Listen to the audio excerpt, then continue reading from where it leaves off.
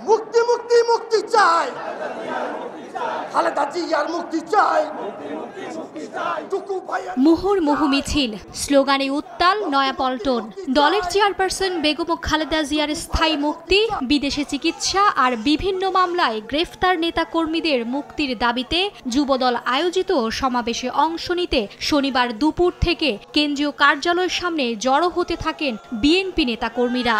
বিকেল নাগাদ নয়াপল্টন ছাড়িয়ে ফকিরাপুল নাইটেঙ্গেল মোড় পর্যন্ত সড়কে অবস্থান নেন তারা।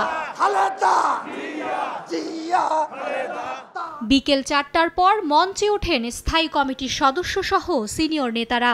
সরকারের সমালোচনা করে তারা বলেন, ভারতের ইন্ধনে একদলীয় শাসন কায়েম করছে সরকার। হুঁশিয়ারি দেন ভারত বয়কট ও সরকারের বিরুদ্ধে প্রতিরোধ গড়ে তোলার।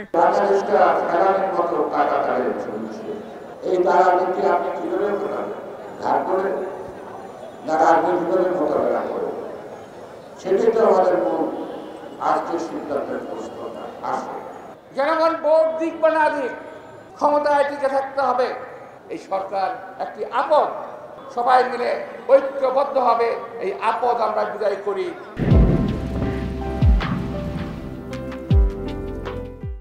সমাবেশে প্রধান অতিথির বক্তব্যে বিএনপি মহাসচিব মির্জা ফখরুল ইসলাম আলমগীর অভিযোগ করে বলেন, জনগণের তোয়াক্কা না করে অদৃশ্য শক্তির ইশারায় দেশ চালাচ্ছে সরকার। আওয়ামী লীগের নেতারা অনেক কথা বলেন, এখন তো মুখের তুবড়ি ফোটে।